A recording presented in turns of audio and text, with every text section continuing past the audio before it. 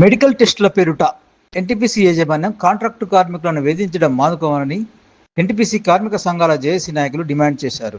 ఈ మేరకు మెడికల్ టెస్టుల పేరిట కాంట్రాక్టు కార్మికులను వేధించడాన్ని నిరసిస్తూ సోమవారం కాంట్రాక్టు కార్మికులు ధన్వంతరి హాస్పిటల్ ముందు ఆందోళన చేపట్టారు.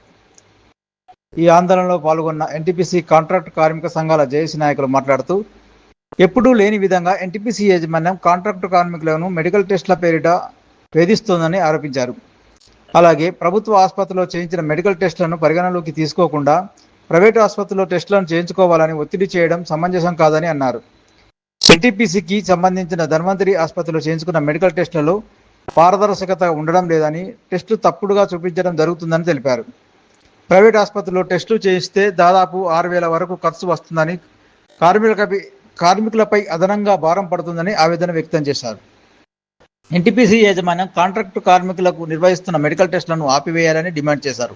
లేదంటే కార్మిక సంఘాల జేఏసీ ఆధ్వర్యంలో పోరాటాన్ని ఉధృతం చేస్తామని హెచ్చరించారు. ఎన్టీపీసీలో దాదాపుగా 30 నుంచి 40 సంవత్సరాల తరబడి పనిచేస్తున్నటువంటి కాంట్రాక్టు కార్మికులను ఈ మధ్య దాదాపు 3 సంవత్సరాల 4 సంవత్సరాల నుంచి మెడికల్ పేరుతోటి కార్మిక వర్గాన్ని అంతా కూడా భయభ్రాంతులకు గురి చేసి వాళ్ళు అనేకమైనటువంటి వేధింపులకు గురి చేస్తూ వారికి లేనటువంటి జబ్బులను, లేనటువంటి గుండె జబ్బులను, లేనటువంటి బీపీ షుగర్లను వచ్చే విధంగా కార్మిక వర్గాన్ని అంతా కూడా అరాచక చేస్తూ వాళ్ళని వేధింపులకు గురి చేస్తూ వాళ్ళను అనారోగ్యాలకు బారిన పడేసేటువంటి టెస్టులు ఏవైతే ఉన్నాయో ఈ టెస్టులను వెంటనే తగ్గించమని చెప్పని కోరుతా ఉన్నాం. గత 30 సంవత్సరాల నుంచి ఏనాడు లేనటువంటి మెడికల్ టెస్టులు ఈ మధ్య కాలంలో తీసుకొచ్చి కార్మిక వర్గాన్ని అంతా కూడా భయాభ్రాంతకు గురి చేస్తున్నారు. వాళ్ళ సావులకు కారణమవుతుంది. దాదాపుగా 22 అవతల మాకే మెడికల్ లేదు. అప్పుడు ఎవరికి కూడా అనారోగ్యానికి ఎవరు రాలేదు. అలా గుండె జబ్బులు లేవు, బీపీ లేదు, షుగర్ లేదు. కానీ ఈ మధ్యలో ఎప్పుడైతే ఎన్టీపీసీ యాజమాన్యం మెడికల్ టెస్ట్ పెట్టిందో అప్పటి నుండే వీళ్ళకు గుండె జబ్బులు మొదలైనాయి, అప్పటి నుండే వీళ్ళకు బీపీలు మొదలైనాయి, అప్పటి నుంచే వీళ్ళకు షుగర్లు మొదలైనాయి. ఈ మధ్యకాలంలో ఎన్టీపీసీ ధనవంతరి హాస్పిటల్లో చేసేటువంటి కార్యక్రమం ఈ 2 సంవత్సరాలు జరుగుతూ ఉంది. ఈ 2 సంవత్సరాల ధనవంతరి హాస్పిటల్లో జరిగేటువంటి టెస్టుల పేరిట గుండె జబ్బు లేనటువంటి వాళ్ళ గుండె జబ్బులు వచ్చి ఈ పాటికి ఇప్పటి వరకు 20 మంది కార్మికులు లోపట బయట గుండె జబ్బులతో చనిపోయినటువంటి పరిస్థితి వల్ల ఉన్నది. దీనికి అంత కారణం ఇవాళ ఎన్టీపీసీ యాజమాన్యమే.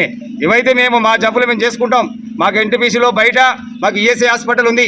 ఈఎస్ఐ హాస్పిటల్కు దాదాపుగా ప్రతి నెల 25 లక్షల రూపాయలు మేము ఈఎస్ఐ హాస్పిటల్కి ఇస్తూ ఉన్నాం.